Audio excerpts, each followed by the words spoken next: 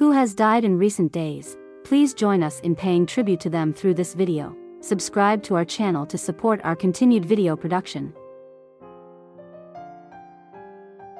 George Wilson, 1942 to 2023, was an American professional basketball player. Wilson played as a center for the Cincinnati Royals, Chicago Bulls, Seattle Supersonics, Phoenix Suns, Philadelphia 76ers, and Buffalo Braves of the National Basketball Association from 1964 to 1971. George Wilson died on July 29, 2023, at the age of 81. The cause of his death was not publicly announced, but his family said that he had been in declining health for some time. George Wilson's legacy is one of hard work, dedication, and success. He was a talented basketball player who achieved great things on the court. He was also a humble and caring person who was dedicated to helping others. His legacy will continue to inspire people for years to come. Here are some of the ways that George Wilson's legacy will live on: his basketball skills and accomplishments. Wilson was a two-time All-American at the University of Cincinnati and a member of the Royals' 1971 NBA championship team. His skills and accomplishments on the court will continue to inspire young basketball players for years to come. His dedication to helping others. After his playing career, Wilson worked as a YMCA director. He was passionate about helping young people and making a difference in their lives. His dedication to helping others will continue to inspire others to do the same. His humility and kindness. Wilson was a humble and kind person.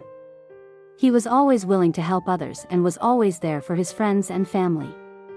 His humility and kindness will continue to inspire others to be the best versions of themselves.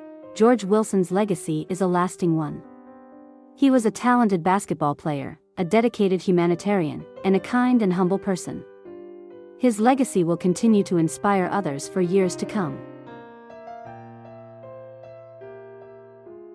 Thomas Goltz, 1954 to 2023, was an American author and journalist best known for his accounts of conflict in the Caucasus region during the 1990s. Thomas Goltz died on July 29, 2023, at the age of 68.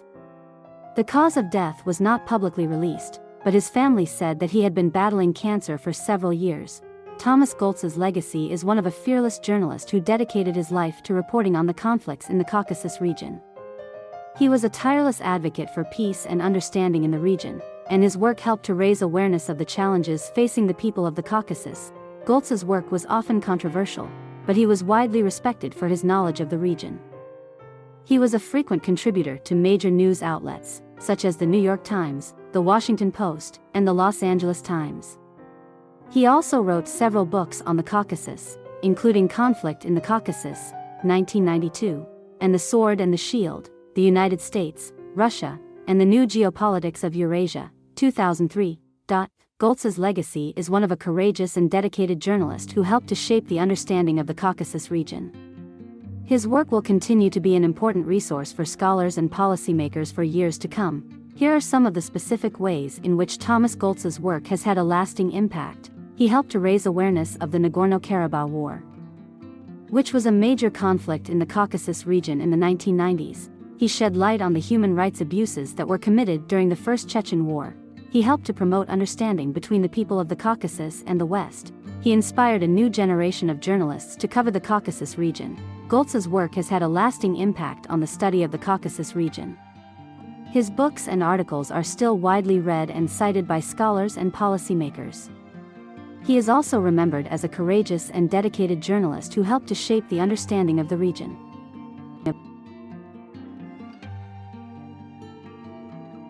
Bernard Keith Waldrop, 1932 to 2023, was an American poet, translator, publisher, and academic.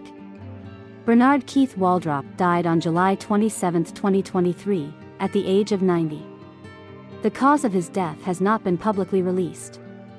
However, he had been in declining health for some time. Waldrop was born in Emporia, Kansas, to Arthur Waldrop, a railroad worker, and Opal, née Moeller, a piano teacher. He received his bachelor's degree from the Kansas State Teachers College, now Emporia State University, and his MA and PhD in English from Brown University.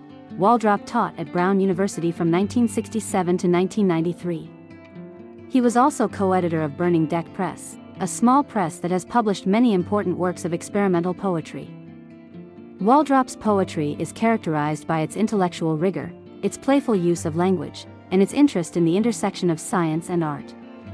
He is a leading figure in the language poetry movement, and his work has been praised for its originality and its ability to challenge readers' expectations.